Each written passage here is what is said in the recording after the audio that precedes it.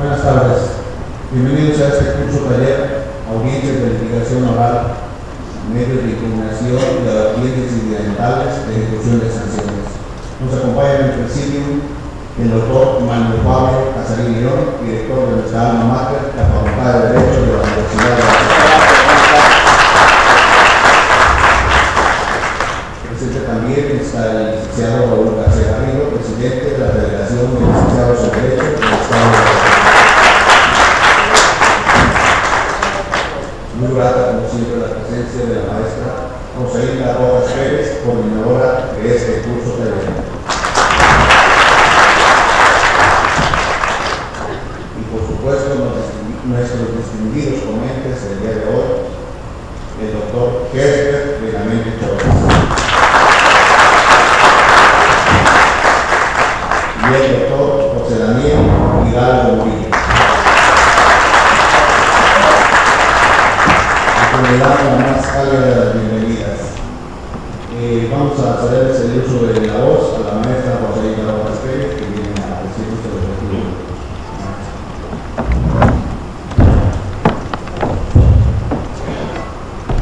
Bien, buenas tardes a todos y a todas. Señor doctor Manuel Casarín León, director de la Facultad de Derecho.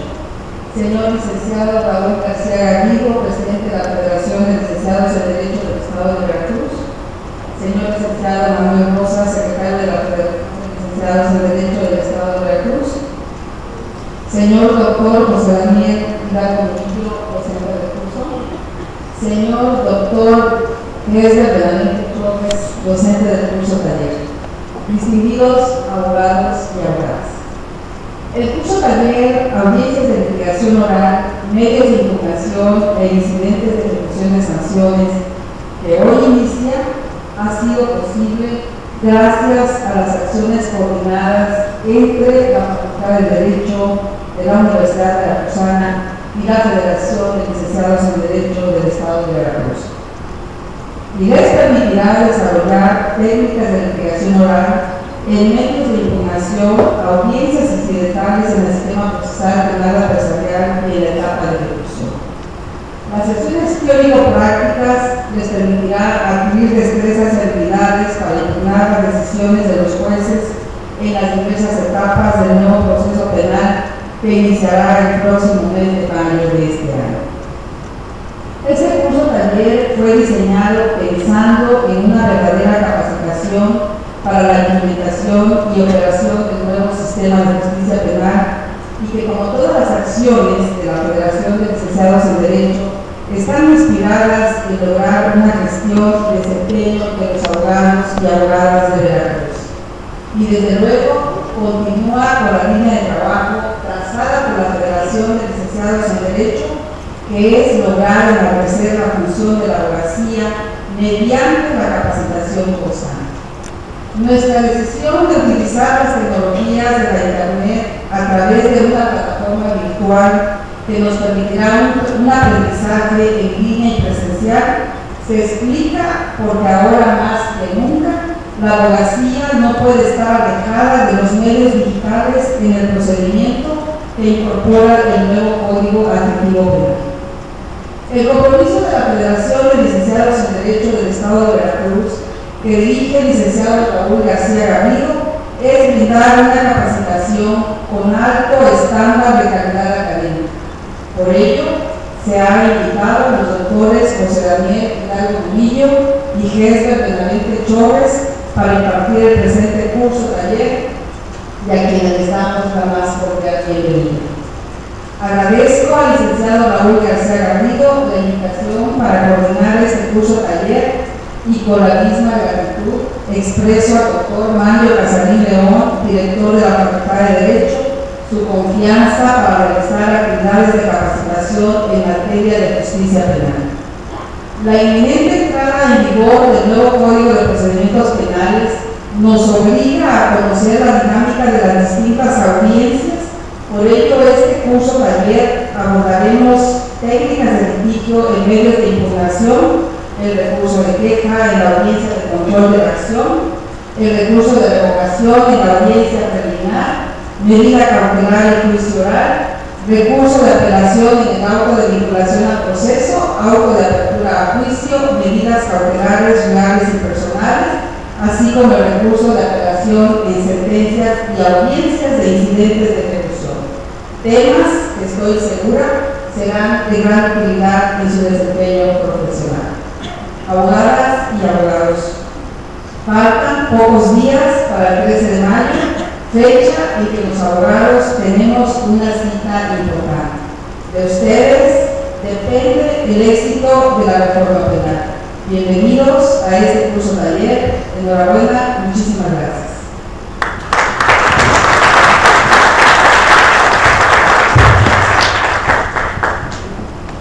A continuación vamos a escuchar el mensaje y la lectura del currículum, la currícula de los ponentes que hace el licenciado Raúl García Garrido, presidente de la Federación de Licenciados en Derecho.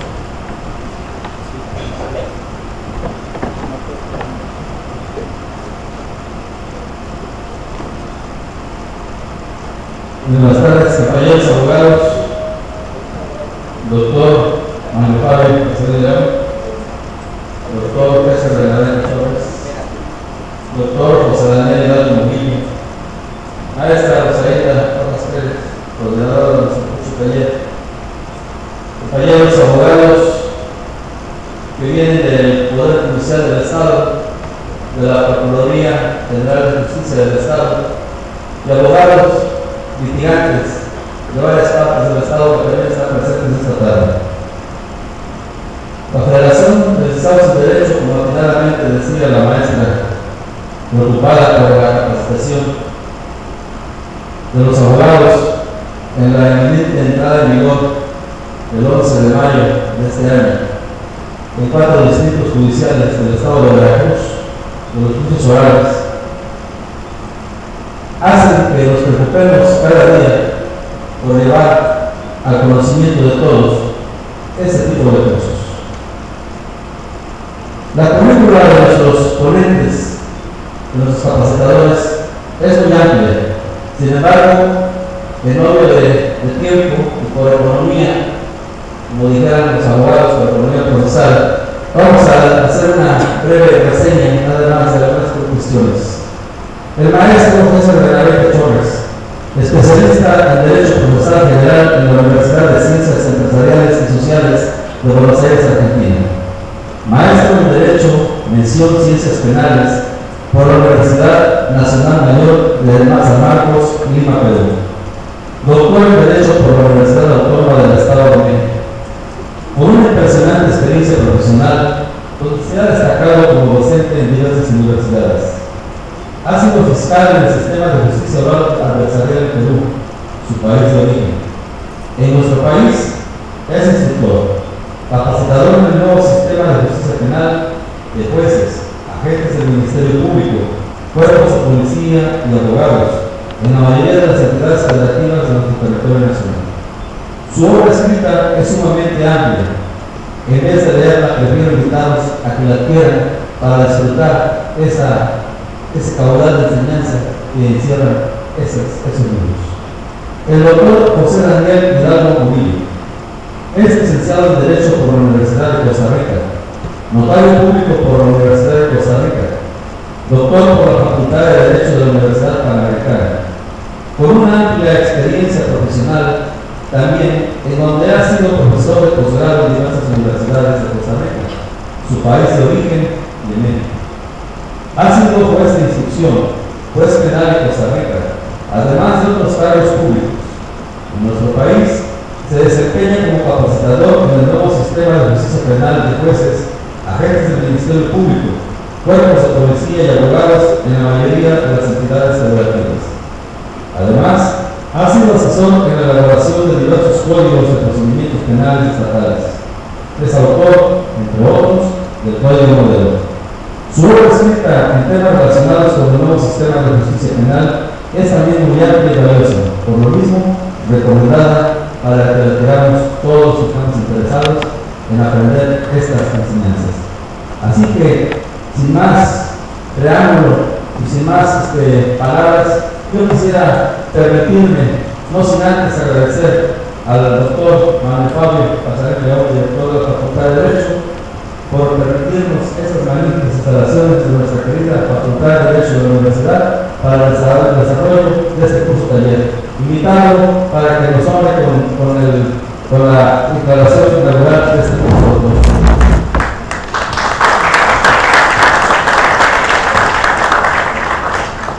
Muchísimas gracias, muy buenas tardes a todos ustedes. Brevemente, a la petición del licenciado Teresa Garrido, con mucho gusto, me voy a permitir señalar las palabras de inauguración, siempre recalcando en este tipo de eventos las inquietudes estructurales de cómo vemos desde la universidad el proceso de implementación de la reforma penal. Desde siempre hemos afirmado que los grandes desafíos que enfrenta este nuevo sistema de justicia rondan en tres importantes aspectos.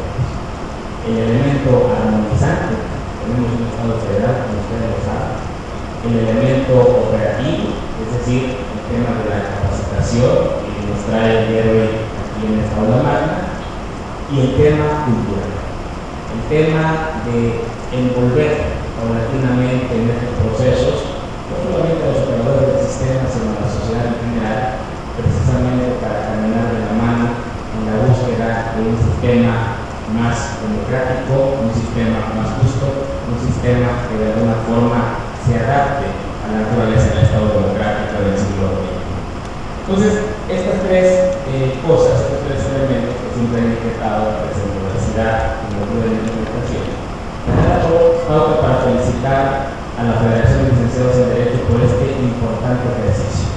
Y este importante ejercicio da muestra de que existe no solamente la convicción, sino que en todo momento se puede vislumbrar la disposición de las instituciones convocantes, Federación, Facultad de Derecho, porque además es la casa académica, la casa de estudios de muchos de ustedes, para poder llevar a cabo una actividad académica de capacitación no solamente trascendente por su contenido y por nuestros dos expositores de ley. He tenido la oportunidad de escuchar en diferentes ocasiones al doctor César de la Vete Flores, que lo hemos tenido en la Facultad de Derecho, al doctor José Daniel Hidalgo Murillo, también magnífico expositor, y me parece que no podemos estar en mejores manos para caminar a esta reflexión en torno a cómo podemos desarrollar las destrezas auténticas para la litigación. Entonces, bajo esa perspectiva, yo quiero felicitar a la Federación de Licenciados en Derecho y, por supuesto, tratar de establecer a partir de ahora un diálogo permanente, una interacción permanente, por esto que ya la maestra Rosalina lo ha mencionado. En mayo es la fecha en la cual se pondrá en marcha, se iniciará la vigencia en algunos decretos judiciales de los juicios orales de los. Y esto, por supuesto, no solo nos lleva a la necesidad de preocuparnos, sino de ocuparnos por, en este caso, realizar esta serie de eventos y otros más que se vendrán en el futuro para que tengamos a los operadores del sistema debidamente capacitados. Y ojo, hablo del sistema, y como sistema debemos de advertir que se trata de que todos los actores que van a involucrarse en el nuevo sistema de justicia penal deberán tener las herramientas, los conocimientos, la experticia adecuada para llevarlos a cabo. Hablamos de jueces, hablamos de ministerios públicos, hablamos de defensores y todas estas personas que de alguna manera entrarán en funciones con la operación del nuevo sistema de justicia. Por eso, yo reitero mi felicitación, mi agradecimiento por invitarme el día de hoy y les pediría encarecidamente a todos ponerse de pie para cumplir con el trabajo.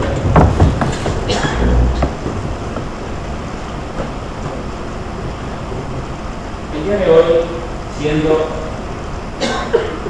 las 16 horas con 42 minutos, declaro formalmente inaugurados los trabajos de este curso taller técnicas de litigación oral, deseándoles el mayor de los éxitos. Estoy seguro que así será, por el bien de nuestro Estado, por el bien de nuestro país y sobre todo por esta nueva coyuntura que se está generando, estas inercias para caminar de la mano las instituciones por algo que finalmente estoy seguro lo vamos a materializar. Muchísimas gracias a nosotros.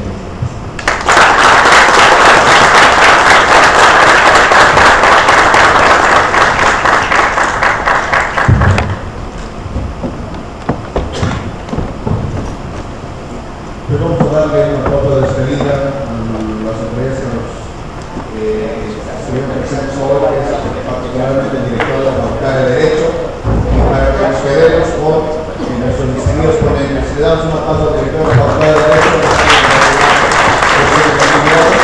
y iniciamos este curso de hoy. La maestra Rosa Hilda Rojas Pérez, coordinadora del curso, le dará las primeras impresiones.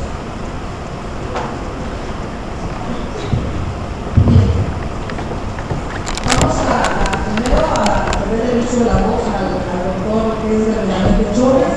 Posteriormente vamos a escuchar al doctor José Daniel Garmonillo y finalmente vamos a trabajar de manera práctica en un taller. Entonces vamos a dedicar un tiempo. ¿Cuánto tiempo, doctor? ¿Cuánto tiempo? Una hora con el doctor Pérez, posteriormente con el doctor José Daniel, posteriormente con el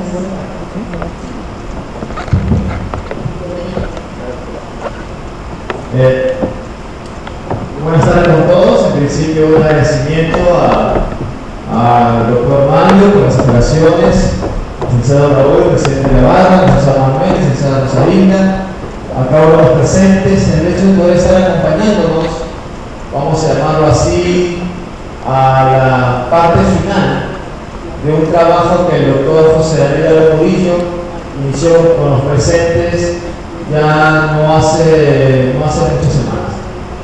Como bien indicó la maestra Rosalinda, el tema que nos ocupa es en torno, en primer lugar, a la impugnación y en segundo lugar a la ejecución de la sentencia. ¿Correcto? Al respecto, los materiales que nosotros te vamos a presentar a cada uno de ustedes son los siguientes. Van a haber materiales teóricos, como un archivo de PowerPoint, que ya voy rogando que por favor lo vayan poniendo aquí en el monitor. En segundo lugar, vamos a ver también audiencias, justamente en torno a los temas que vamos a tocar. Por ejemplo, vamos a ver audiencias de ejecución. Y obviamente, en tercer lugar, cada uno de los presentes para las sesiones prácticas van a manejar diferentes casos que les van a permitir estar presentes en las diferentes escenas que el sistema de ejecución y sobre todo el sistema de impugnación les puede presentar a cada uno de los presentes. ¿Qué es lo que se pide de ustedes? Lo siguiente: en primer lugar, que traigan, pero sobre todo que lo hayan leído, tanto la Constitución Federal como el nuevo Código de Procedimientos Penales. ¿Correcto? Y en las últimas sesiones, tu nueva ley de ejecución. ¿Correcto? En segundo lugar, y no sé si en el primer taller ya con Daniel han hecho este juego, hay un juego que a los que ya me conocen me gusta siempre hacer.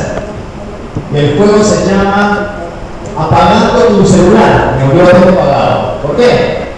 Porque que le suene el celular, la radio, el Nextel, todavía el beeper, bueno, si le suena el beeper, sufrirás un castigo que en mi país se conoce como el culebrón, y que en México lo descubrí en Tijuana hace 3 días, lo llama el vigorón. Desde quien le suene el celular va a darles ese castigo. Yo también juego, Daniel juega, Rosalinda juega, todos jugamos. Ahora, si por razón de tu trabajo o asunto personal estás esperando una comunicación urgente, entonces por favor pon el vibrador y así puedes acceder a esa comunicación urgente sin ningún problema. ¿Correcto? Muy bien, por favor, si ya pueden ir poniendo mi archivo de PowerPoint, se llama impugnación, por favor, amigo mío. Vamos a ir poniendo. Mientras lo colocan, además, vamos a tratar de enlazar los temas con la materia del amparo penal. Cómo manejaremos el amparo penal indirecto y cómo manejaremos el amparo penal directo, obviamente en el contexto del nuevo sistema acusatorio. Bien, el primer tema que quiero compartirles, y ya pronto aparecerá aquí en el monitor, ya estamos viendo el canal de multimedia. El primer tema que te quiero compartir lleva como título Los principios generales en la impugnación. Los principios generales en la impugnación. ¿Por qué? Porque si bien es cierto, el Código de Veracruz ha regulado 3 recursos impugnatorios: la revocación, la apelación y la queja.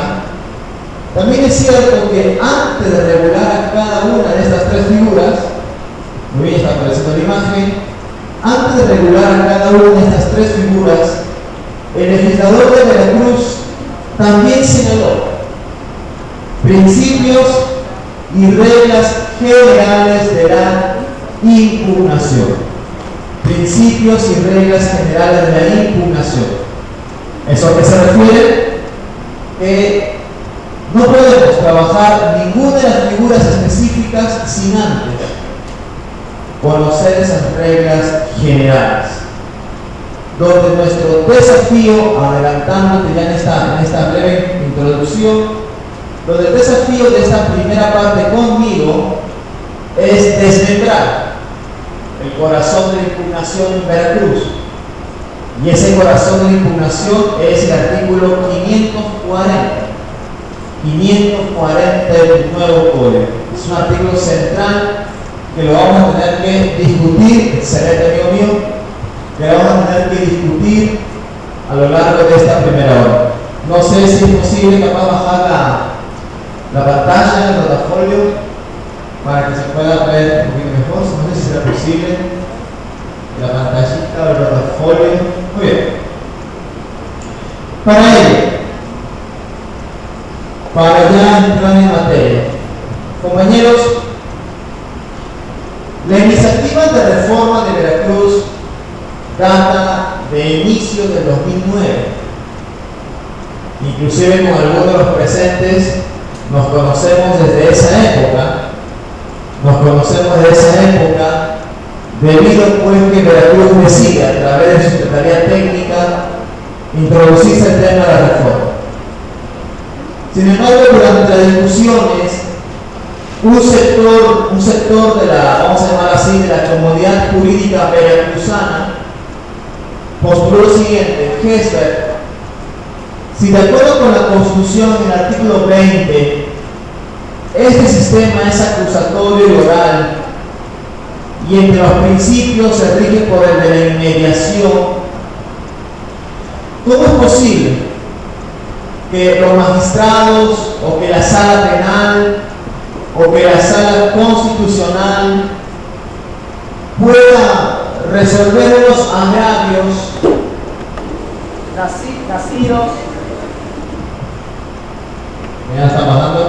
nacidos en una audiencia donde los magistrados no estuvieron presentes? Si el sistema acusatorio de Veracruz consagra la inmediación, ese contacto directo entre las partes del juez, ¿cómo la segunda instancia de Veracruz va a resolver algo de una audiencia, de una situación en la que no estuvieron presentes? ¿Cómo puede una sala decir que ese testigo declaró falsamente? ¿O cómo puede decir la sala que ese juez de control valoró indebidamente los datos de prueba para un auto de vinculación a proceso si no estuvieron ahí presentes? El buen cristiano, y así, mientras damos chance al amigo antes que te asesine, te eche agua y te queme, se discutió mucho. Esto es algo muy serio. Si el nuevo código de Veracruz iba a tener una segunda instancia. Sin embargo, y esto fue la convicción de Daniel y la mía, y espero que también sea de recibo para con ustedes, la segunda instancia de Veracruz no depende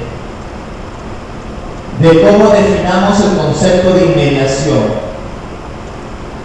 La segunda instancia de Veracruz es una figura obligatoria por 3 razones. La primera razón es el artículo 8, numeral 2 del Pacto de San José de Costa Rica. Artículo 8, numeral 2 del Pacto de San José de Costa Rica, que me dice que es un derecho humano de todo justiciable el de tener una segunda instancia. Es un derecho humano, es un derecho convencional, ya en esta onda del control de convencionalidad. Está en el Pacto de San José y que México lo firmó. La segunda razón es tu propia constitución local. Con tu propia constitución local me habla de las funciones de la sala constitucional. Entre ellas, analizar vía el recurso de queja ciertas decisiones de la Fiscalía. Entonces, ¿cómo negarle a Veracruz una segunda instancia si es un derecho humano tuyo y mío? Nació en el Pacto de San José de Costa Rica. ¿Y cómo negarle la segunda instancia a los veracruzanos con esa figura parte de la propia constitución local? Y además, por una tercera razón. El artículo 1 del Código de Veracruz que me habla de que este procedimiento se llevará a cabo observando debido proceso. Un debido proceso de impugnación. La impugnación también debe las aguas de un debido proceso. Muy bien.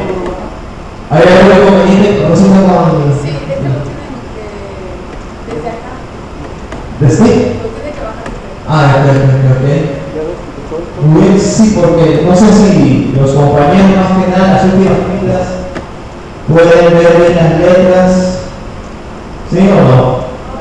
No, entonces, ojalá que el rotafolio o la pantalla pueda descender. Entonces, para ir cerrando esta primera parte, Veracruz tiene que tener una segunda instancia en un sistema acusatorio de rija de mediación, sí, porque es un derecho humano, artículo 8 del Pacto de San José, porque está regulada la constitución local del Estado de Veracruz de Ignacio de la Llave. Y porque en tercer lugar, muy bien, excelente.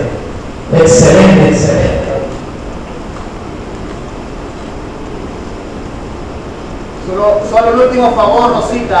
Sí. Cuando el costarricense vaya a hablar, le sube sin que él sufra. Muy bien.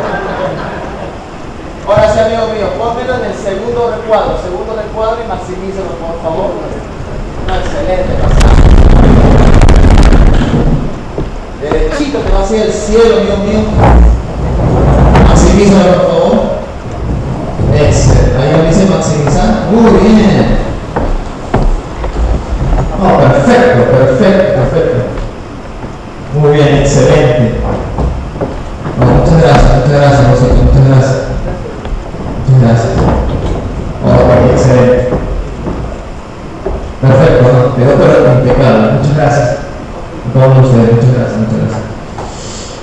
Entonces, compañero, repito, en el 2009, cuando esta aventura empieza, una parte de nuestra comunidad jurídica precisó la no necesidad de una segunda instancia por el principio de una inmediación. Pero una segunda instancia es necesaria. Primera razón, porque es un derecho humano, está en el artículo 8 del Pacto de San José. En segundo lugar, porque es una figura constitucional, está en tu constitución local. Cuando, por ejemplo, regula las funciones de la sala constitucional. Y en tercer lugar, porque el artículo 1 del nuevo Código de Procedimientos Penales, que ya pronto entrará en vigencia en Córdoba, Jalapa, Coatepec, nos habla en su artículo 1 de un debido proceso. ¿Están bien ese aspecto de las luces? ¿Se tienen que escribir algo? Una lucecita, Manuelito, solamente una lucecita. La parte del fondo que pasa, amigo mío, ya excelente, no es perfecto. ¿Alguien quiere que pase una michelada también por el canecino? Muy bien, no se preocupe, una broma. Entonces necesitamos una segunda instancia. Por eso que la verdadera pregunta es, ¿y cómo Veracruz diseña esa segunda instancia? Ya porque es un derecho humano, es una figura constitucional y que forma parte del debido proceso ya está consumado el hecho de que necesitamos una segunda instancia. El problema es definir cómo la vamos a diseñar, cómo la vamos a estructurar. Al respecto, a partir del artículo 539 hasta el artículo 539 hasta el 550, Veracruz diseña su modelo de impugnación partiendo de un conjunto de principios y reglas generales.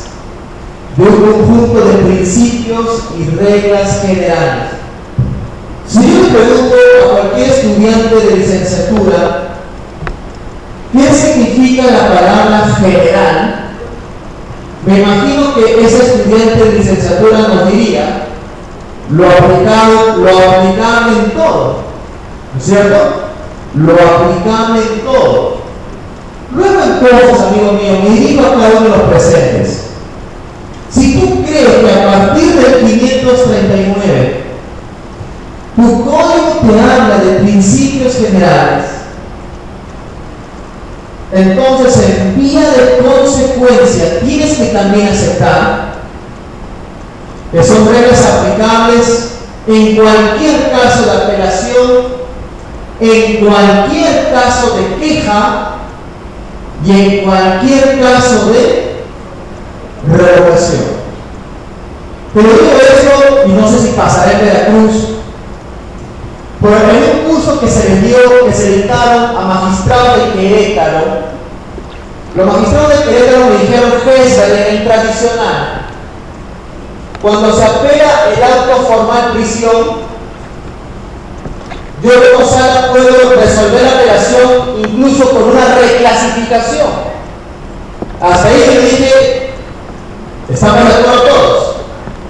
Y al final, los de Querétaro me dijeron, pero esa reclasificación puede ser incluso más grave de la fijada por el juez penal en el acto formal prisión. O sea, si el acto formal fue por homicidio doloso, en apelación yo puedo cambiar homicidio a agravado.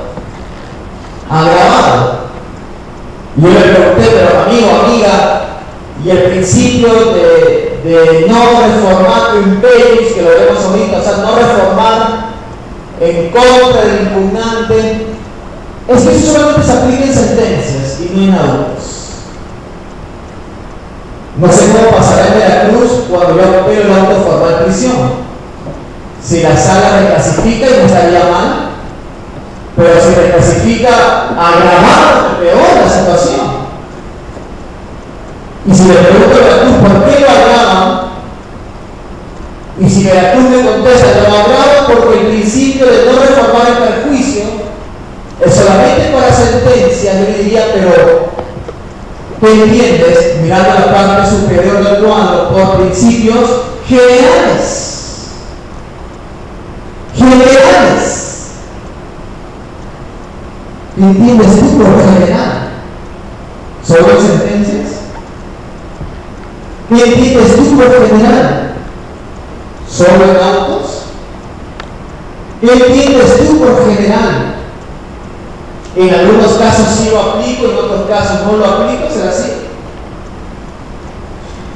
De lo que tú entiendas por general, las palabras que te estoy diciendo, es la importancia que tú le darás al 539 y siguientes del código.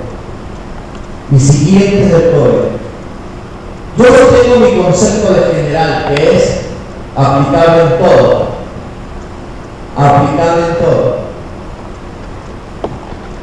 Vamos a ver el primer principio general.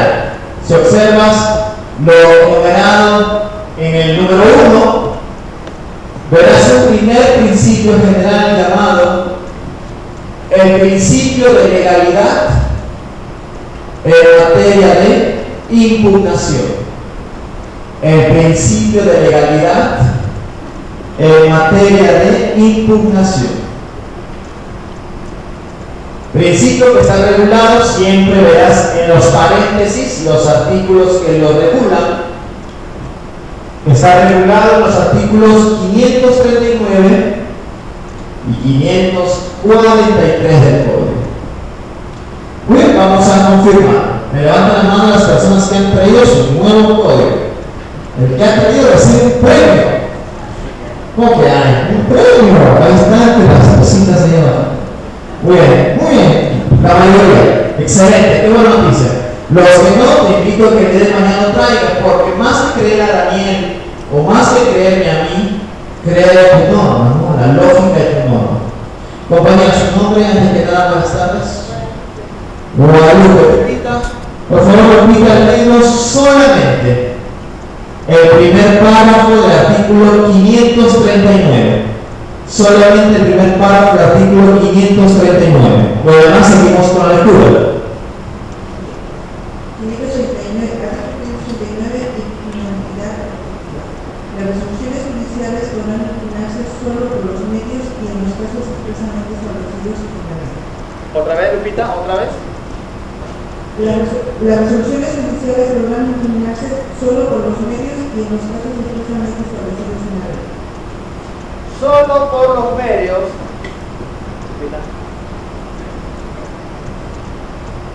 Solo por los medios y solo en aquellos casos señalados en dónde? En la ley. Compañeros, muchas veces cuando recibimos una decisión contraria a nuestros intereses, de automático pensamos, voy a impugnar, o más aún, voy a apelar. Cuidado. Otra situación que tenemos que reflexionar, principio de legalidad, es que es la ley lo que te dice que se impugna, y llega la ley lo que te dice cómo se impugna. Yo quisiera impugnarlo todo, pero muchas veces ese todo puede generar retraso, que el procedimiento se dilate. Por eso es la ley nuestra fuente de información para decidir si esta decisión judicial se puede o no impugnar. A través de tres figuras que los enumera el artículo 543 de tu ley. Tres figuras que los enumera el artículo 543 de tu ley. Revocación, apelación y la queja. Pero claro, tú puedes decir, pero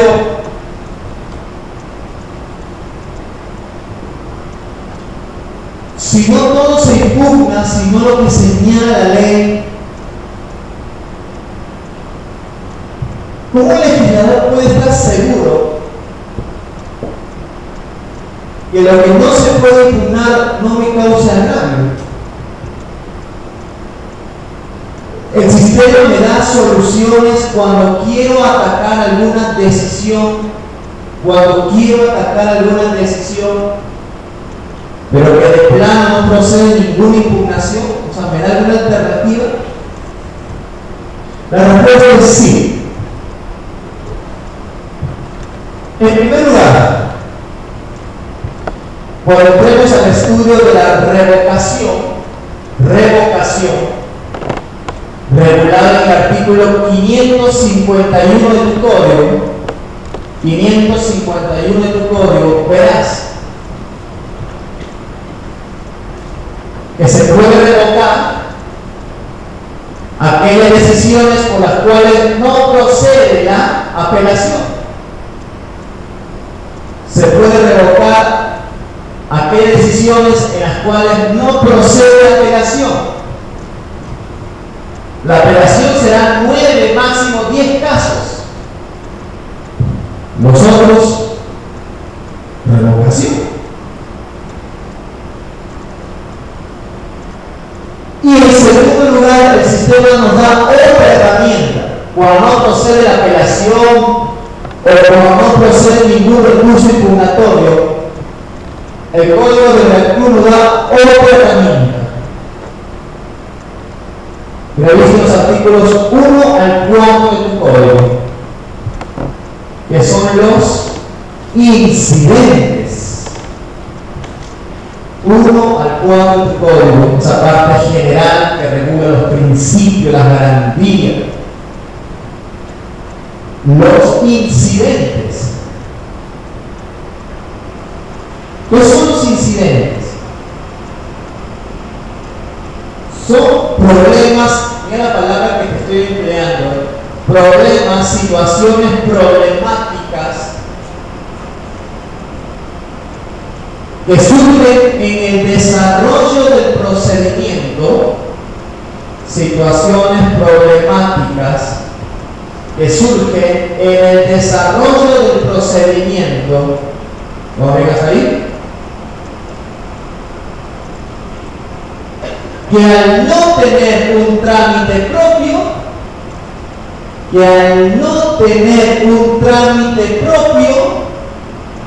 no está regulado expresamente, que al no tener un trámite propio, pero por su gravedad o importancia a las partes,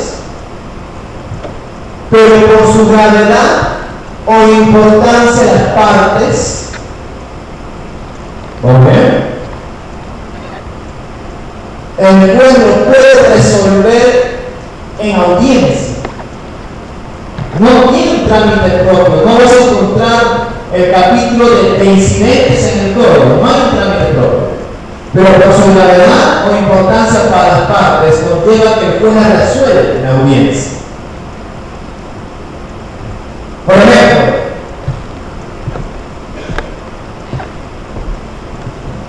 ¿sabes lo que yo tengo en mano? 10 gramos de cocaína que le encontré en la casa de tu cliente. 10 gramos de cocaína que le encontré en la casa de tu cliente. Lo aseguré con cadena de custodia, ¿correcto? Y lo mandé al perito en química forense, y aquí tengo su peritaje que me dice que esta sustancia blanquicina es positiva en clorhidrato de qué? ¿De qué? De cocaína. Hasta el grado de pureza, 55%. ¿Lo tengo o no lo tengo agarrado a tu cliente de los 2 brazos? No. La coca anotada, el peritaje. ¿Qué me vas a decir? ¿Qué me vas a decir? Pero vienes tú, el abogado defensor, vienes tú y haces las siguientes preguntas. Pregunta 1: ¿en dónde encontraste esa cocaína? Y yo te respondo: en el interior de la casa de tu cliente. Pregunta 2: ¿mi cliente te dio el consentimiento de ingresar? No le reventé la puerta y entré. Tercera pregunta: al menos tenías una orden de cateo en términos del artículo 16. Orden de cateo. No lo creí necesario, me rompí la puerta y entré. Y al menos lo hiciste porque estabas en una flagrancia por persecución, para entender.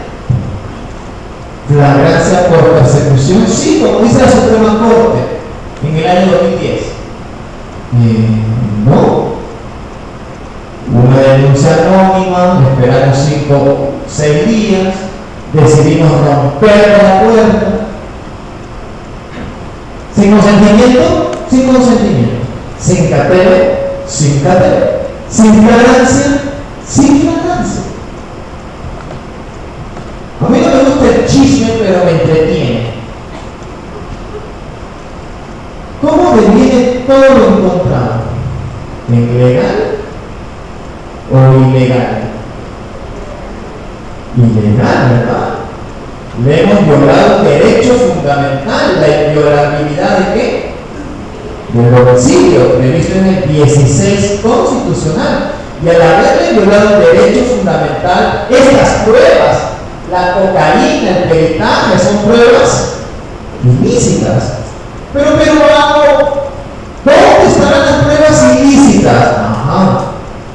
En el artículo 20 de la Constitución, apartado A, fracción 9. La Constitución ha regulado la prueba ilícita. En el 20A, fracción 9. ¿Correcto? Pero ¿y cómo? Porque esa es la pregunta para este contexto. ¿Y cómo aterrizas toda esta ganancia? ¿Cómo la aterrizas? Mirando el punto 1 del cuadro de PowerPoint. ¿Podrás apelar el peritaje en química forense? ¿Se apela el peritaje? Pero no se apela 551. ¿Se revoca el peritaje de química? ¿Procede un recurso impugnatorio contra ese peritaje en química? ¿Impugna el peritaje? ¿Procede? ¿Por principio de legalidad? ¡No! ¿Cómo le va a decir juez? Apelo el peritaje. ¿Cómo le puede decir al juez? Apelo el aseguramiento de la cocaína. ¿Puedo apelar el acta de aseguramiento? Apelo, impugno el hecho que el policía pero le reventó la puerta. ¿Se puede apelar? Por principio de legalidad no se impugna. Pero jefe, fue violatorio, pero jefe, ¿cómo te lo puedo decir? Como dicen Costa Rica, me criaron Daniel, no yo, me dejaron el trasero flotado. ¿Cómo entonces hago valer ese derecho? ¿Cómo lo aterrizo? No como impugnación, principio de legalidad. La ley te dice y la ley no te dice que eso se impugna. ¿Cómo entonces? Como incidente. ¿Qué incidente? Incidente de prueba ilícita. Incidente de prueba ilícita. Jefe, pero en el Código de Veracruz no está regulado ese incidente. Te repito, los incidentes no tienen un trámite, no tienen una sustanciación propia. Surgen. Pero por su gravedad origina que el juez tenga que escuchar. Cuando están pidiendo la vinculación, cuando estén pidiendo el control de detención, en cualquier audiencia pasa esto, juez, ocurrió esto, juez.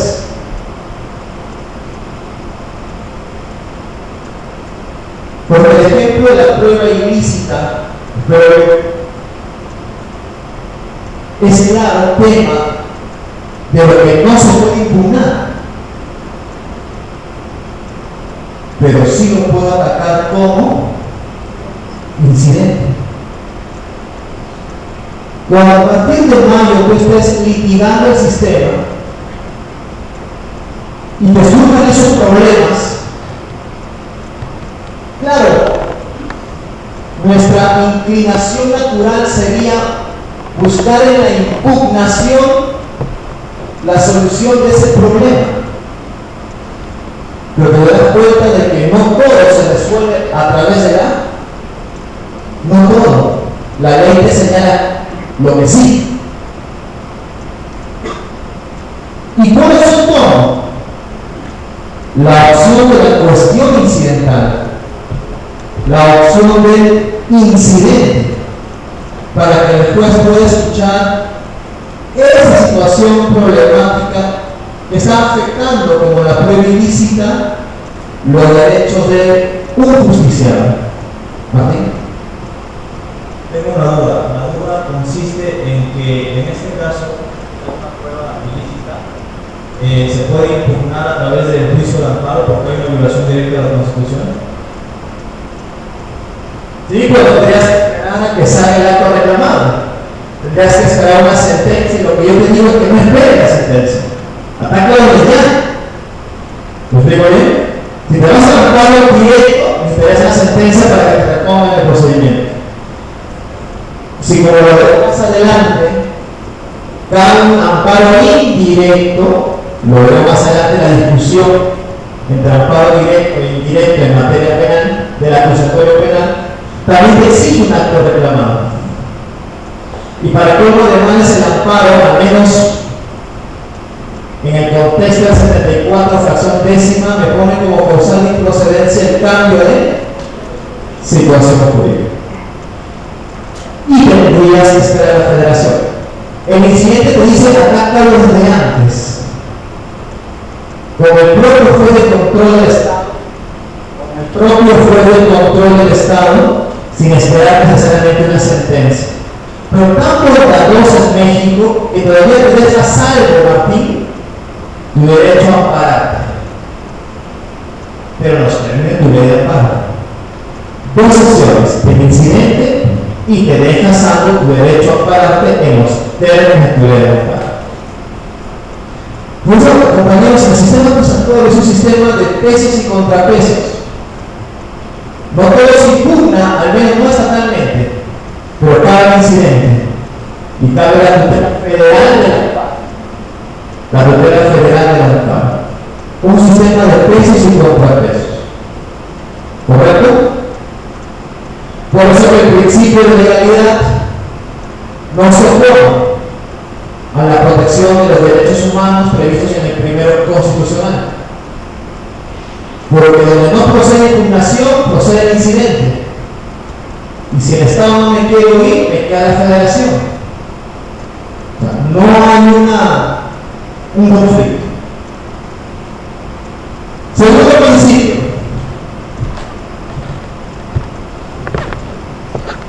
También en la ley, en los artículos 539 y 542, lo que nos dice quién puede impugnar. ¿Quién puede impugnar? Esta figura, como dice el título del punto 2, regula el tema del principio de legitimidad. El principio de legitimidad para impugnar. ¿Qué significa la legitimidad? ¿Quién tiene la capacidad jurídica de impugnar? Para ello vamos a la norma. Vamos por favor a 539 a partir de su segundo párrafo. Licenciada Jen, buenas tardes, le escuchamos. Segundo párrafo de 539. Le escuchamos, licenciada. El imputado podrá impugnar una decisión judicial aunque haya contribuido a provocar el vicio, solo en los casos en que se lesionen disposiciones legales sobre su intervención, asistencia y representación. Otra vez, licenciada, y me perdonará si interrumpo. El imputado podrá impugnar una decisión judicial aunque haya contribuido a provocar el vicio, solo en los casos en que se lesionen disposiciones legales sobre su intervención, asistencia y representación. Muy bien. El 539 te dice cuándo el imputado puede impugnar. Y en Veracruz es tan generosa la fórmula que nos dice que el impugnado puede atacar esas decisiones señaladas en la ley, principio de legalidad, a pesar que haya contribuido con el vicio o agravio, en la medida en que se hayan violado disposiciones. Miren qué generosidad, gracias a la fórmula de Veracruz para con el imputado. Vamos a ver rápidamente el 542.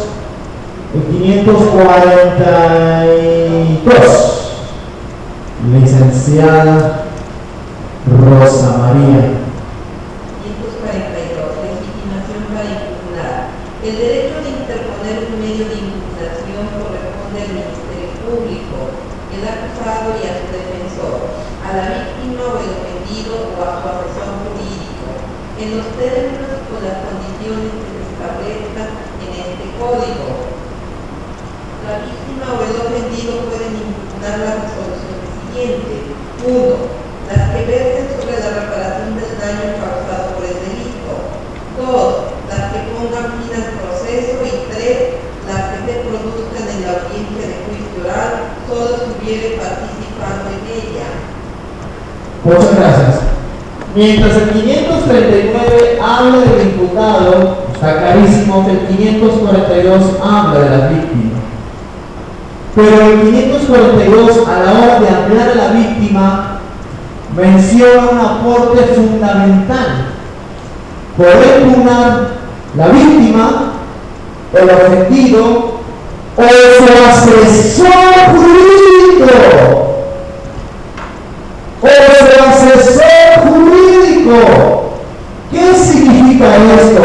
Porque la víctima, al igual que cualquier imputado, tiene el derecho a contar con un asesor, con un abogado.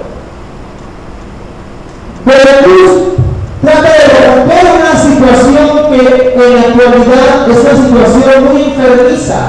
¿Cuál? La fiscalía es el abogado de víctimas. Falso.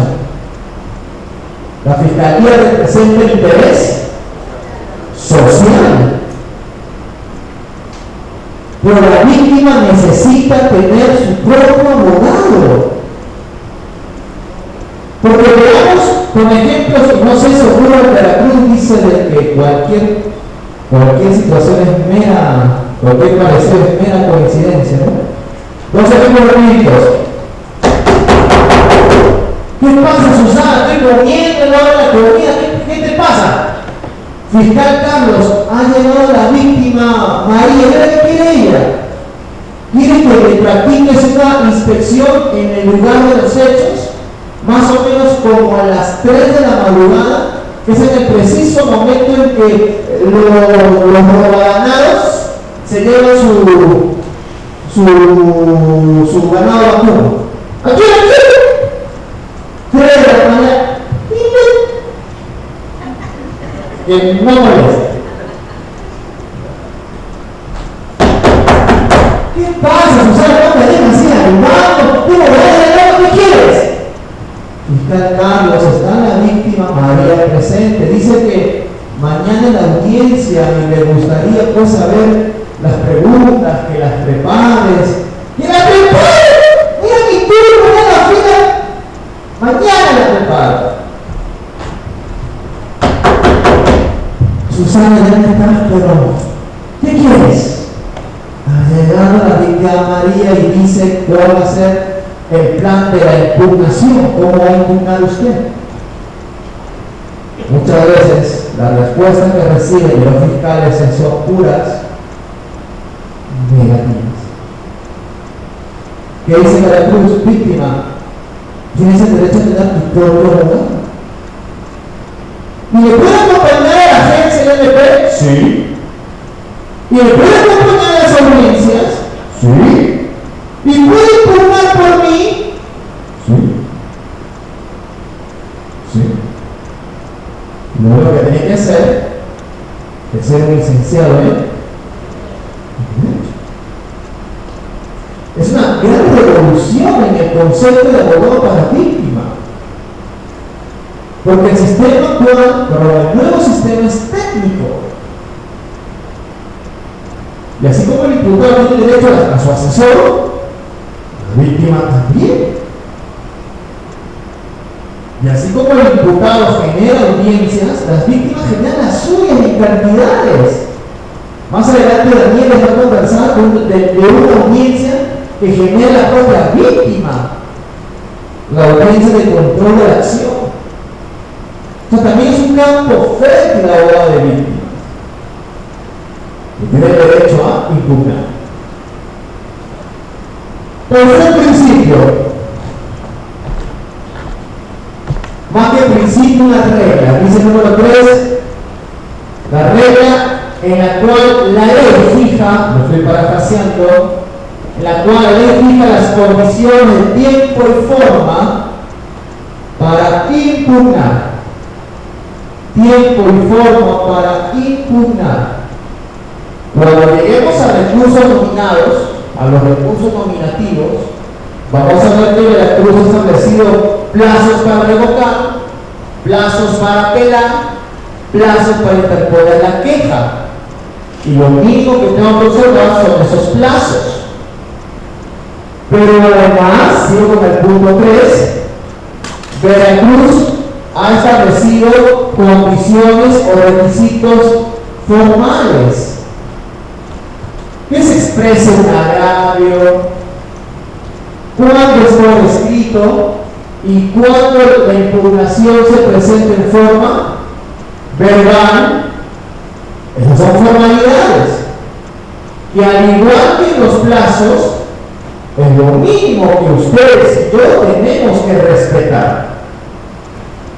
Para asegurar eso, y lo veremos en el siguiente cuadro, Veracruz establecido en el nuevo código, y si ya lo tienen, que bueno, ha establecido un control de admisión, un examen de admisión, para saber si el impugnante respetó el plazo para impugnar y las formas para impugnar señalados en los artículos 541 y 544. Un examen de admisión.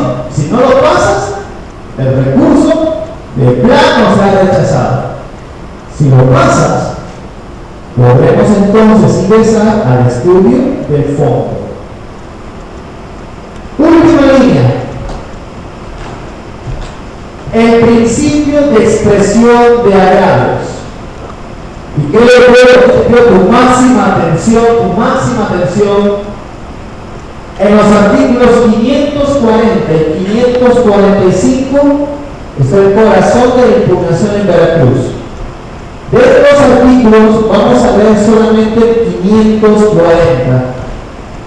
Necesito que por favor un varón y la licenciada levante el micrófono, un varón que levante la mano que quiera leer, un varón con voz fuerte, un varón con voz de ángel, un varón con trompeta de Dios, y un varón virgen,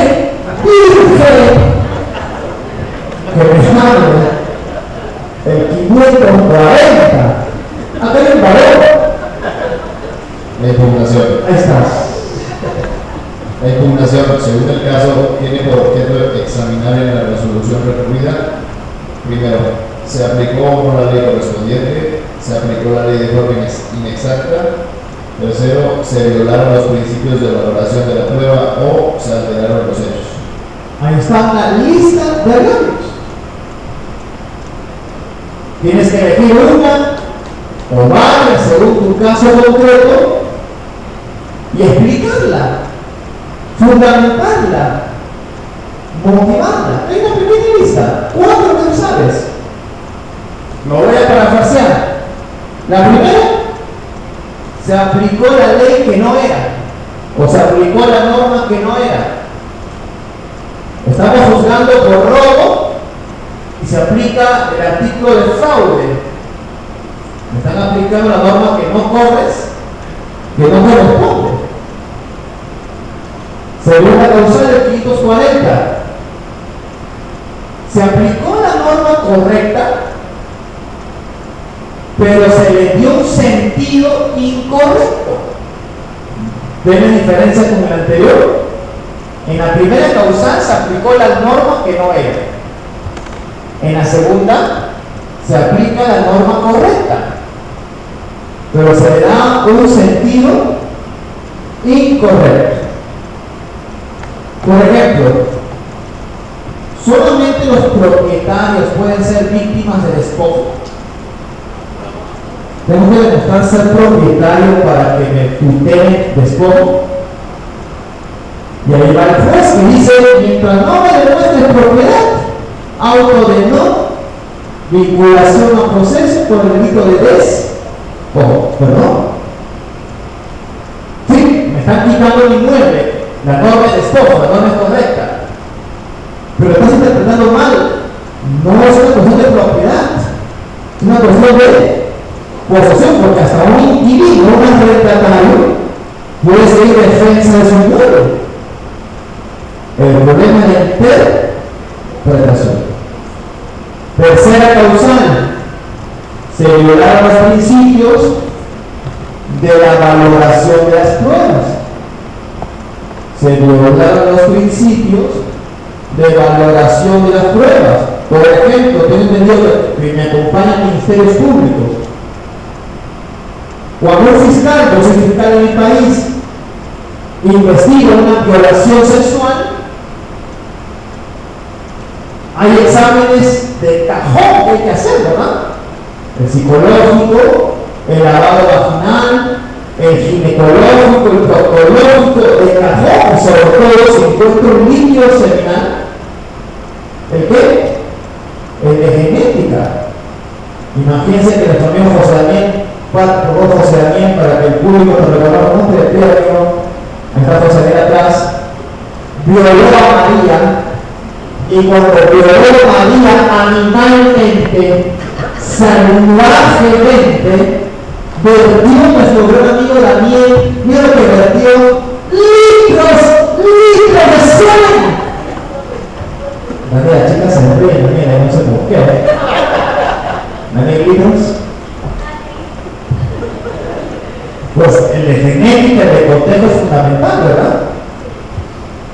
Ahora, supongamos que le pido al violador Daniel muestra de saliva o de cabello para hacer el contexto genética y él se niega.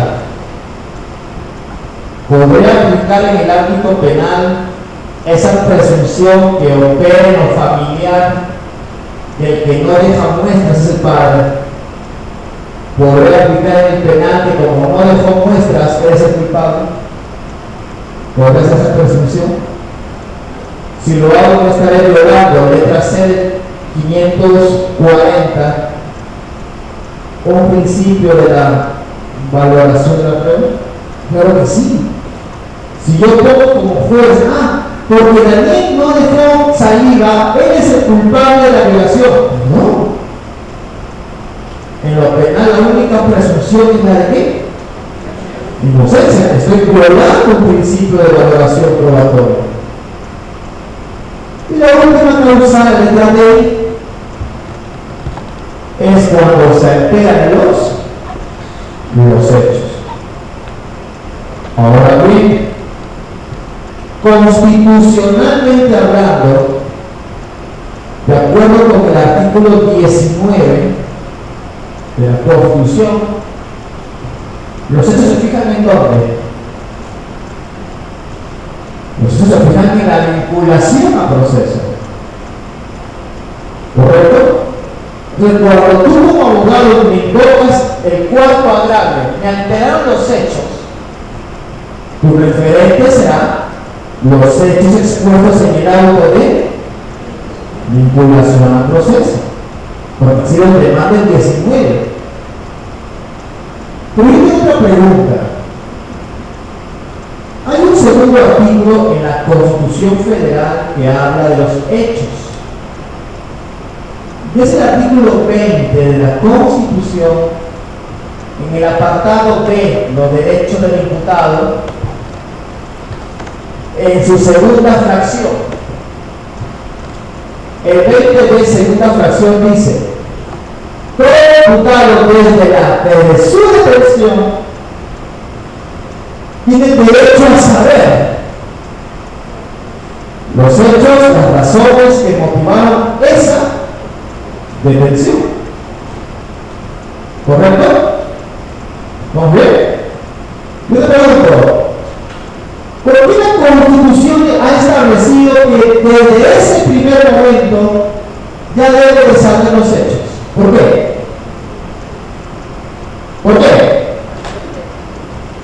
¿Por qué la Constitución ha señalado que desde ese primer momento ya el imputado tiene que saber los hechos de su detención, por ejemplo? Me imagino que es una cuestión de defensa, ¿verdad? ¿Sí? Luego entonces te lanzo como reflexión después o ustedes después quieran comentarla,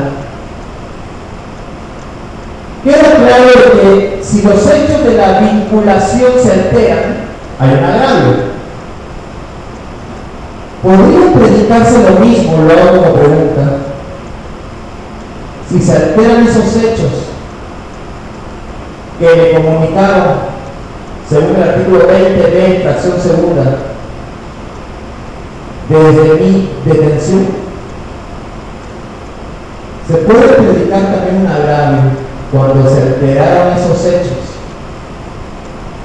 que me los explicaron desde mi detención.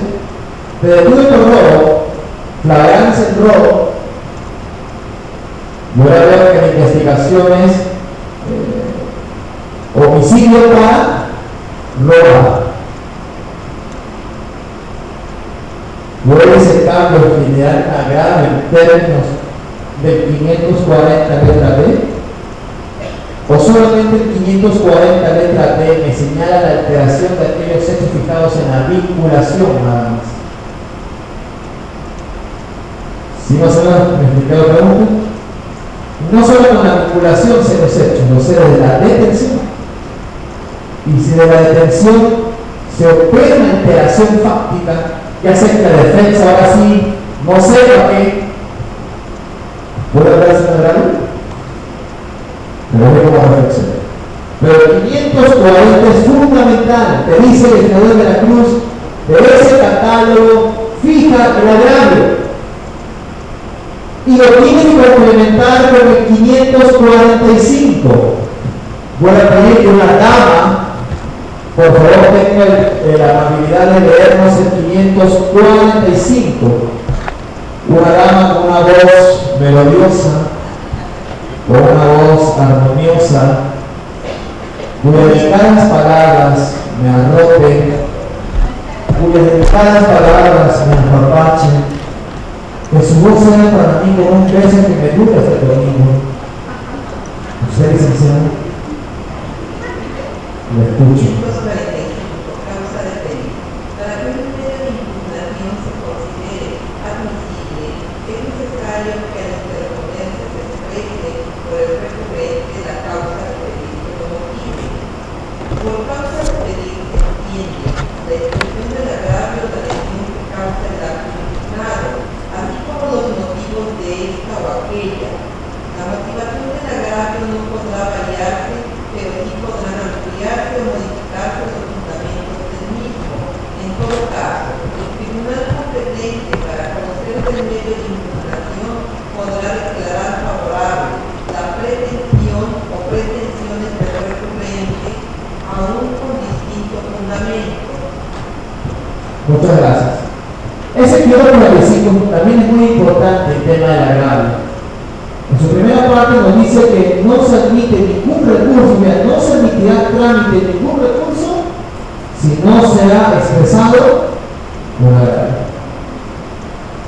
Pero la segunda parte de ese artículo nos dice que los fundamentos de ese agravio pueden ampliarse, incluso modificarse. Pero hay que leer bien. Los fundamentos, no es de que cambie de agravio. ¿Sí me explico bien? Mi agravio es alterar los hechos. Ahora, ¿lo puedo cambiar por aplicar la norma incorrecta? No, me dice el código. Lo que sí se puede ampliar o modificar son los fundamentos. Me alteraron los hechos porque no corresponde darle vinculación al proceso. Y ahora también me doy cuenta que tampoco corresponde con el informe policial en materia de la detención.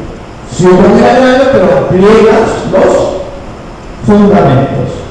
Según el segundo párrafo del artículo 545. ¿Correcto? Siguiente cuadro mío, penúltimo.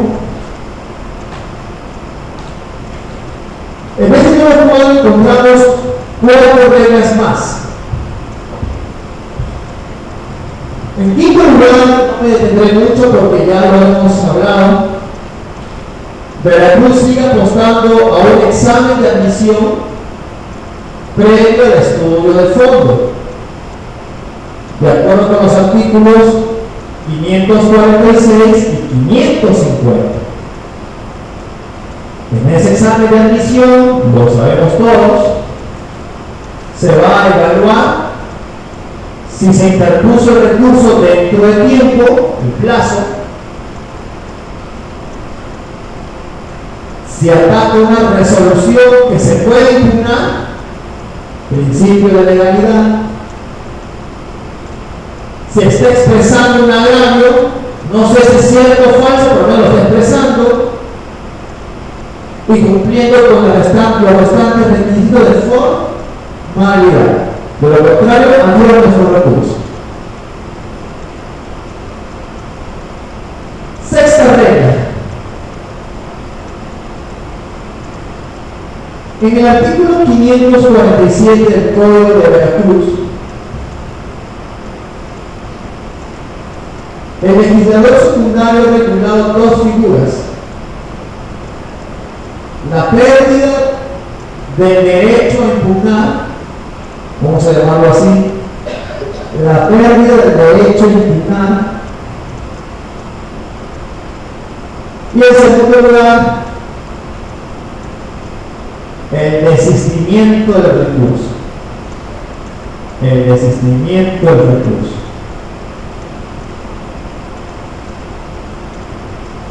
En el primer caso,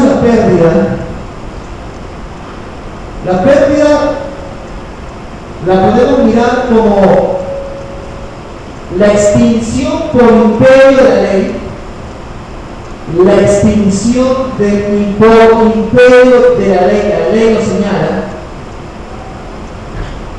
de mi derecho a establecer un recurso impugnatorio. Por ejemplo, dice 547 que se extingue mi derecho cuando se venció el plazo para impugnar. Pero la pérdida siempre es por imperio de la ley. En cambio, el desistimiento también equivale a la renuncia, pero por la voluntad del impugnante. Mientras la pérdida es por voluntad de la ley, el desistimiento es por voluntad del impugnante, que ya no quiere continuar con el trámite de este recurso. Por ejemplo, no acudiendo a su audiencia, ya lo dice sin materia. En séptimo lugar, es muy importante, aquí se me voy a detener un poquito más. En séptimo lugar tenemos el principio de congruencia. Artículo 542. ¿Qué dice el principio de congruencia? Lo vamos a parafrasear. Yo resuelvo según lo pedido.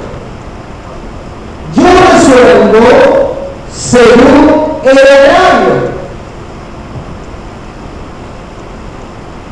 Tanto me apena, tanto eso devuelvo. No daré más como alzada, ultra petita.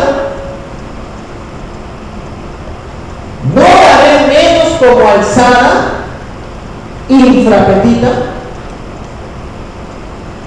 Ni daré diferente como alzada, extrapetita. Doy según lo condicionado. Principio de congruencia. Octavo principio, y aquí acá puede escuchar cómo está pasando en el tradicional de Veracruz. El octavo principio general es una prohibición, si tú ves las últimas dos líneas del cuadro, una prohibición. Y es que al resolver una impugnación,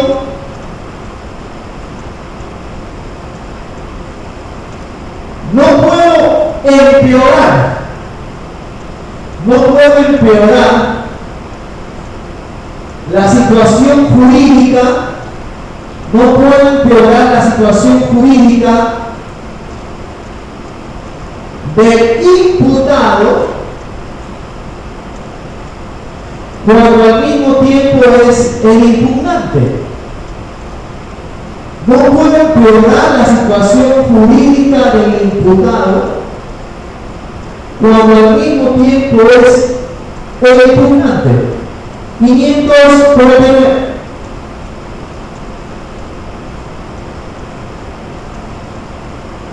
Prohibición de modificaciones en perjuicio. Cuando el medio de impugnación ha sido interpuesto solo por el imputado o su defensor, no podrá modificarse la resolución impugnada en perjuicio del imputado. Si impugno una sentencia que me condenó a 10, es porque quiero que la sala lo revise, pero no para que me lo lea el 40. Si no me impugno, me asustaría. Es para que me lo rebaje, por lo menos me lo mantenga. Claro, que esa prohibición se rompe cuando además del imputado, la fiscalía también impugna. Por eso que aparece el adverbio solo. Pero cuando también impugna la fiscalía, es lógico que como alzada tendré que favorecer a uno y el otro tendré que perjudicar al otro. Por eso que esa prohibición del 549 es cuando impugna únicamente el imputado. Pero ¿qué pasa? Te lo comenté al inicio de hoy. En una charla que se tuvo hace 2 semanas con magistrados de Querétaro, fueron muy expresos conmigo. Gessler, este octavo principio no se aplica. ¿Cuándo? Le dije. Cuando el imputado, en un sistema tradicional, apela el auto formal prisión. ¿Y por qué no lo aplica? Le pregunté. Porque como sala puedo reclasificar. Sí, lo entiendo, le dije. Pero no puedo reclasificar por un delito.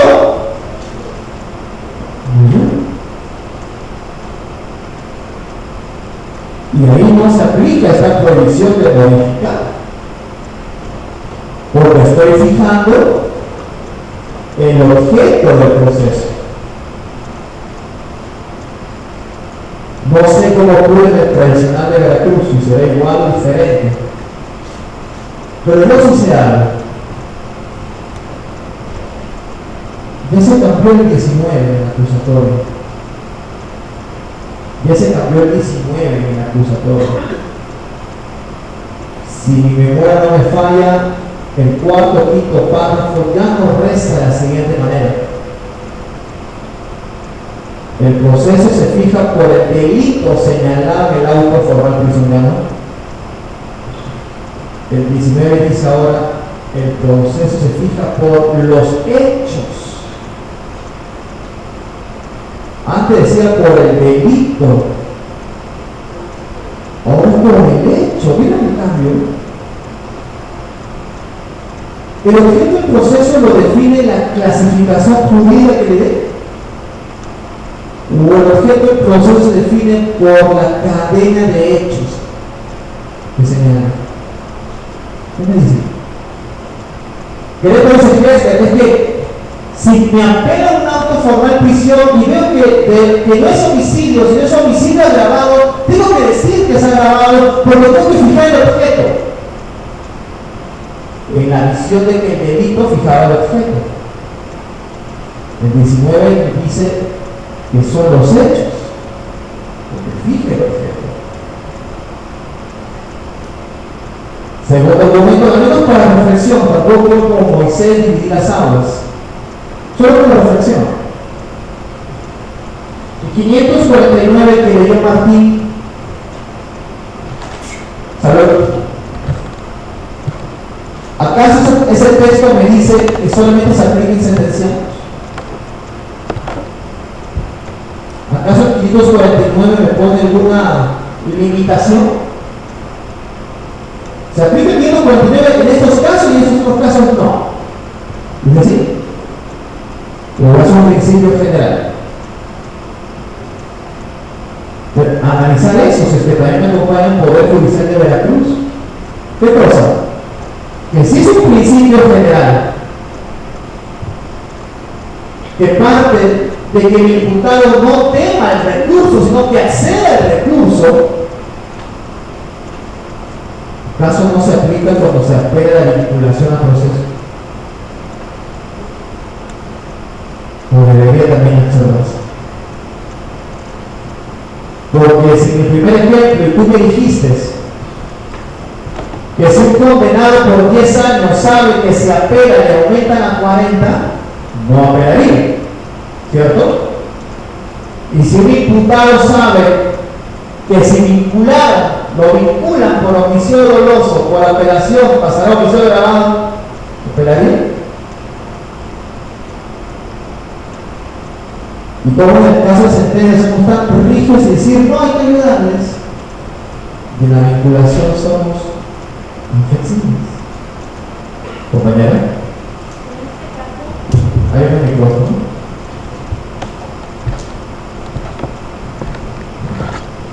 Gracias. En este caso, actualmente en el estado de Veracruz, únicamente se puede modificar un auto en perjuicio del imputado siempre y cuando, ya sea de formal prisión, se puede modificar agravando la situación únicamente cuando lo impugna el Ministerio Público. Eso es bueno. Y está clarísimo, como bien dice la compañía, su nombre, Angélica. ¿Por qué no sí respetaría el 549? Pero el 549 que leyó Martín se aplica cuando solo el imputado apela. Pero si son las dos partes, se rompe esa prohibición porque necesariamente tengo que ayudar a uno y perjudicar al otro. Ese pensamiento debe mantenerse en la actualidad. Por eso nuestra disensión con Querétaro decía parejo, papel no pida fiscalía o cambio. Porque tengo una obligación de fijar el objeto del proceso en la visión tradicional de que era el delito que lo fijaba. Cuando la visión nueva me dice que son los hechos. Último cuadro, para luego pasa Daniel, que nos va a contar sus últimos chistes, sus últimas bromas que han traído. Último cuadro, mi amigo, último, por favor. Muy bien. Los efectos del recurso. Estamos hablando de los principios del nuevo Código de Veracruz en materia de impugnación. Principios, amigo mío, que lo tienes que usar sea cual fuese el recurso que uses, sea cual fuese el recurso. Por eso cuando comencemos nuestro taller de audiencias quiero escuchar principios también. Bueno, Veracruz juega con 3 parejas de efectos, como ustedes pueden ver en la parte superior. 3 parejas de efectos. La primera pareja es el conocido efecto personal, cuando solamente favorece al impugnante, en contra del efecto extensivo, cuando favorece a todos los justiciables, hayan o no impugnado. Si yo apelo el auto de vinculación a proceso, ¿correcto? Y señalo como agravio porque soy menor de edad, que me corresponde no el proceso de adultos, sino el proceso de adolescentes, de menores. Si la sala me favorece, se da cuenta que soy menor de edad. ¿Es un efecto personal solo para mí? ¿O un efecto extensivo para todos? Hayan o no impugnado. Para mí, yo soy el único menor de edad, lo demás siguen. Es un efecto personal. Y si mi agravio es otro, es decir, que la acción penal ha prescrito, ya cambié el agravio, que la acción penal ha prescrito y la sala dice efectivamente ha prescrito, esa prescripción solo me favorece a mí o ahora sí a todos. A todos, es un efecto extensivo. En términos del artículo 548. Una segunda pareja, vamos a ganar tiempo. Una segunda pareja es el efecto devolutivo, no devolutivo. En buen cristiano, será efecto devolutivo cuando la impugnación sube alzada y alzada que lo regrese. Cuando la impugnación sube alzada y la alzada que lo regrese. El mejor ejemplo, la apelación. La apelación, de acuerdo con el artículo 553, es de efecto devolutivo, porque es un recurso vertical. En cambio, será no devolutivo cuando el órgano quien emitió la decisión,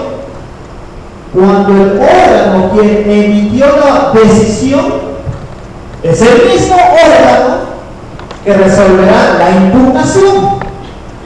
Es el mismo órgano que resolverá la impugnación. O sea, no hay alzada, no hay devolución. Ese es el caso que se puede hablar de la revocación, artículo 551. En la revocación, el mismo juez que dictó la decisión es el mismo juez quien resuelve la revocación. Es un recurso horizontal.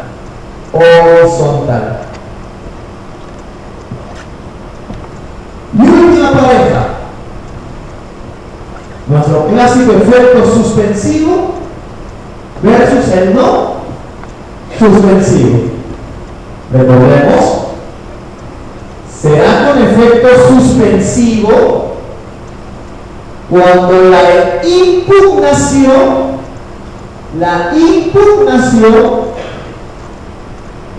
paraliza, suspende la ejecución de la decisión impugnada.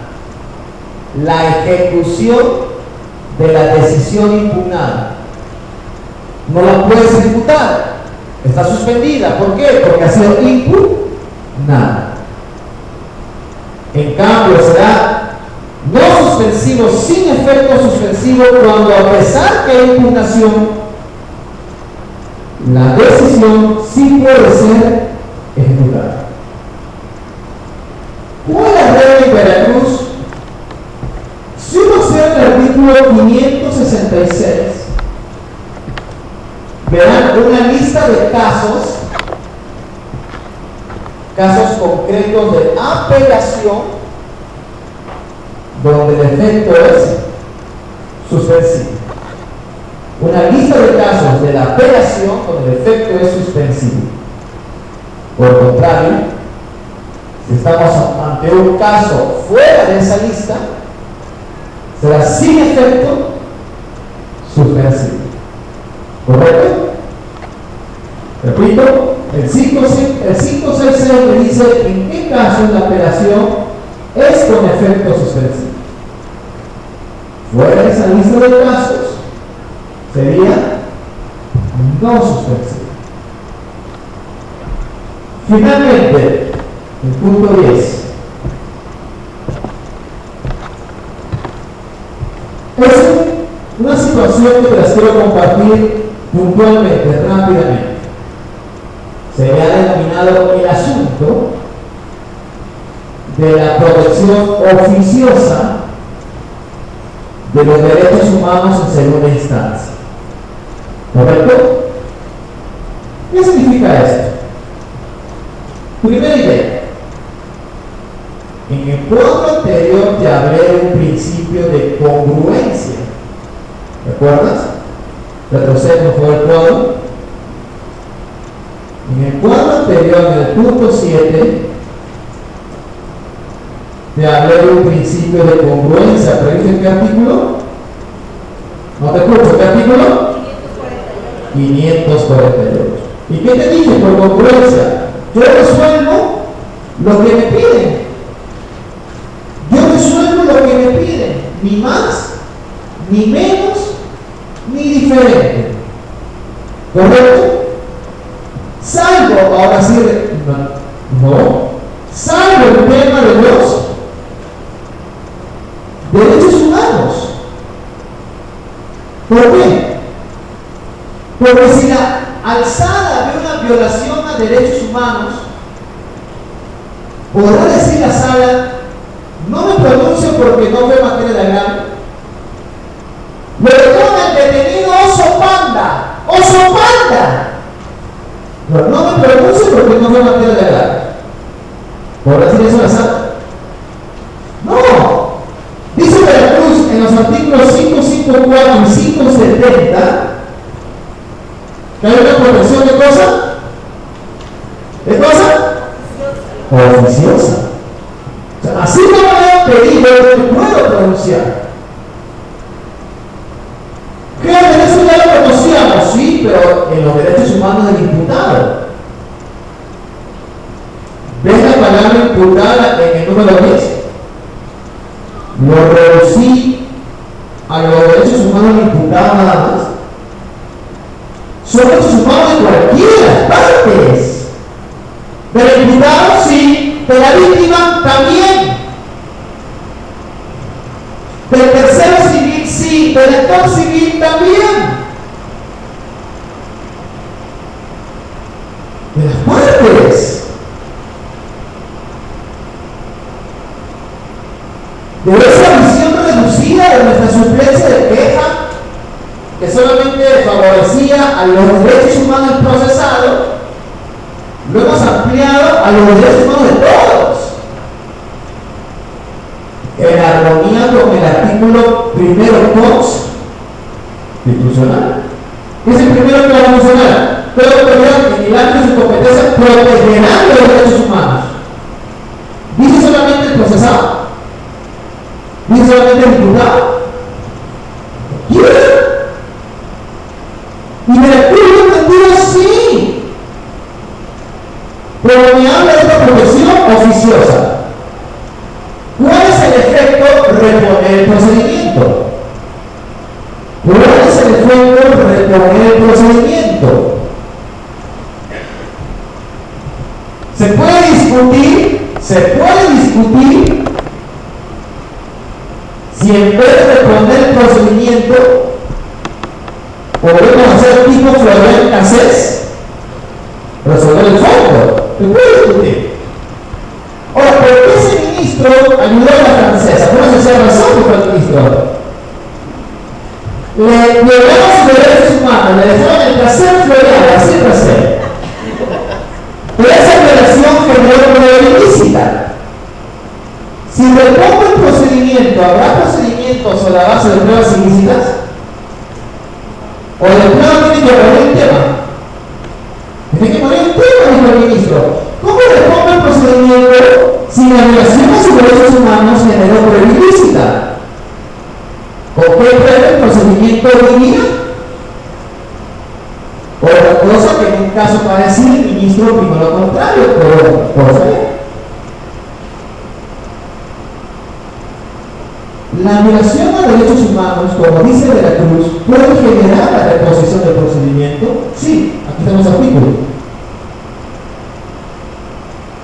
Pero también puede generar que la sala deba terminar el asunto sin necesidad de reponer el procedimiento. Yo creo que sí.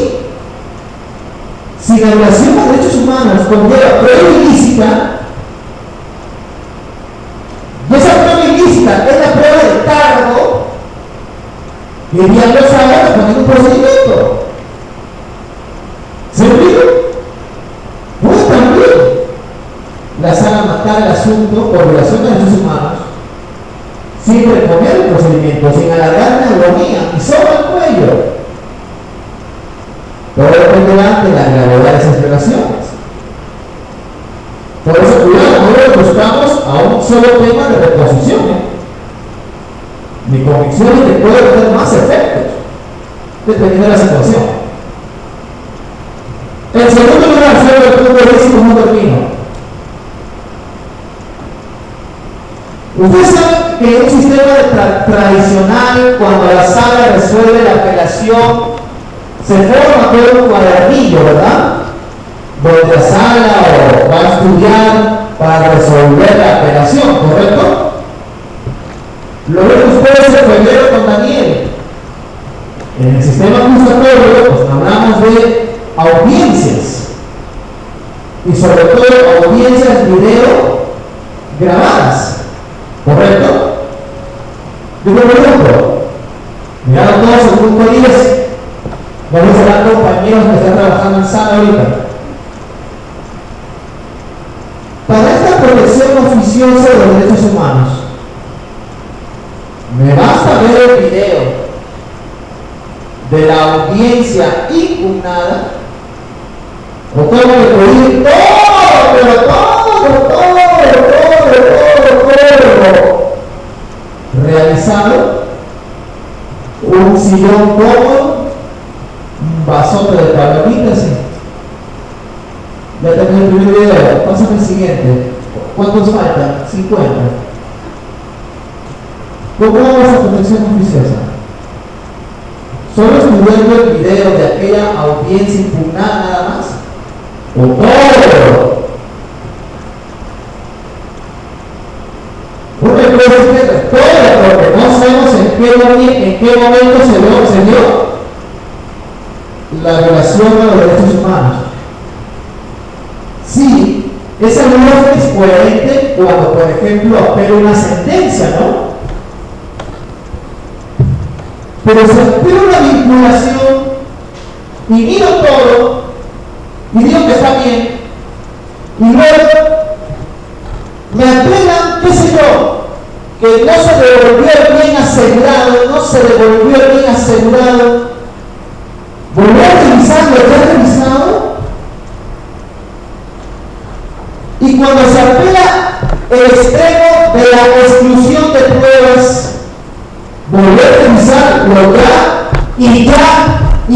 revisado, ¿se va a hacer? ¿Cuántas veces tendré que verlo ya revisado? Con el riesgo de que la sala A piense que esto es marrón y la sala B, al revisar de todo, piense que esto es, qué sé yo, chocolate. ¿O cuántas veces en el amparo no hemos recibido pronunciamientos diferentes? ¡Montón!